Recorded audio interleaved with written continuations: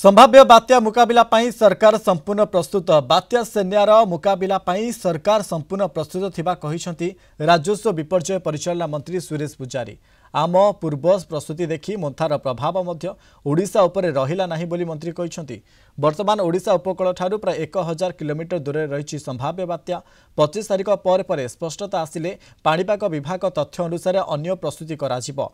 ओडिशा अपेक्षा तमिलनाडु यार प्रभाव अधिक रहीपारे बोली आकलन करा जायछि।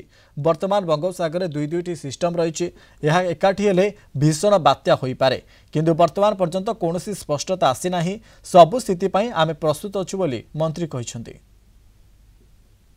प्रस्तुति आमे 24/7 प्रस्तुत। बात्या न आसिले भी प्रस्तुत, बात्या आसिले भी प्रस्तुत। आईएमडी जो पूर्व अनुमान लगेछि से पूर्व अनुमान रे प्रकृति रे अंडमान पाखरे तटवर्ती अंचल रु 1000 किलोमीटर दूर रे अछि एवं आउ गोटे घूर्णी बात्या मध्य सृष्टि होइछि। लघुचाप तो हेलानी, दुहे धीरे धीरे करी आकु बढ़िबे पश्चिम मुखा हो पारती किंबा उत्तर पश्चिम मुखा हो पारती।